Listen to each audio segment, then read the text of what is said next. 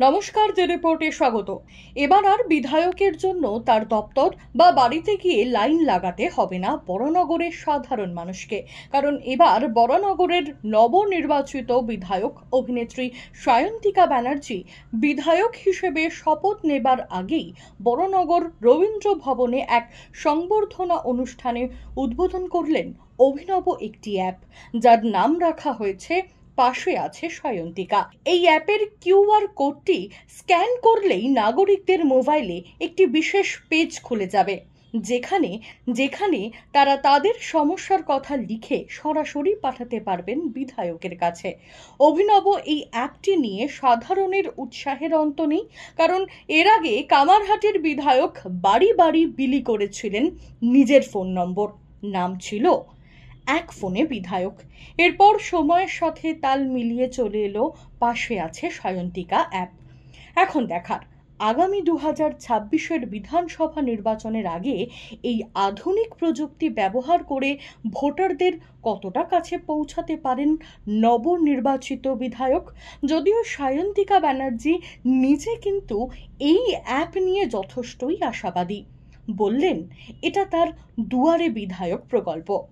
পাশে আছে সায়ন্তিকা আমার প্রথম প্রয়াস, নির্বাচিত হওয়ার পর আমার প্রথম প্রয়াস, এবং এটা একটি কিউআর কোড আজকে আমরা লঞ্চ করলাম, যেটা স্ক্যান করেই খুব সহজেই আমার অবধি মানুষের সমস্যা তারা পৌঁছে দিতে পারবেন।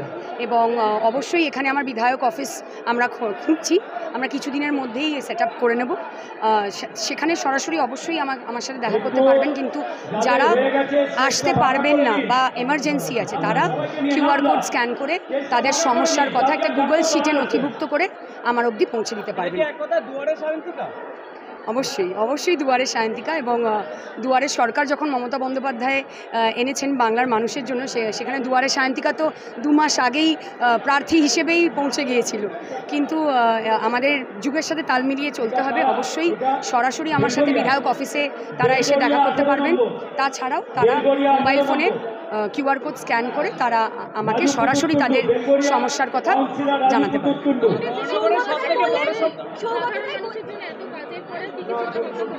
আমি প্রার্থী হিসেবে যখন থেকে এসেছিলাম তখন থেকে আমি প্ল্যানিং করা শুরু করেছিলাম, এবং এখনও আমি যেহেতু শপথটা নিতে পারিনি সেই জন্য অনেক জায়গায় এখনও আটকে আছি, নাহলে আরেকটু এগিয়ে যেতাম।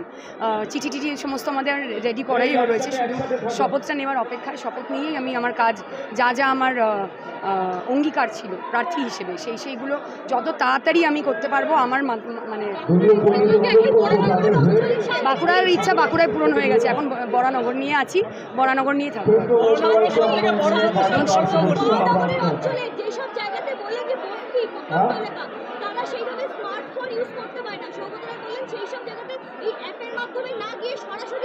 আমি ওরমভাবে আলাদা করছি না যে কোন জায়গায় আমি অ্যাপের মাধ্যমে পৌঁছাবো আর কোন জায়গায় পৌঁছাবো না। আমি সবার কাছেই নিজে সশরীরে সরাসরি পৌঁছাবো, এবং সবাই আমাকে কিউআর কোড স্ক্যান করে আমার অবধি পৌঁছাতে পারবেন। আমি এটা কোনো অল্টারনেটিভ হিসেবে রাখি, এটা একটা অপশন। এবং যখন কোনো কারণের জন্য তারা আমার অবধি পৌঁছাতে পারছেন না, তখন বা এমনি সময়েও তারা আমার কাছে অবধি কিউআর কোড স্ক্যান করে তাদের সমস্যার কথা জানাতে পারবেন।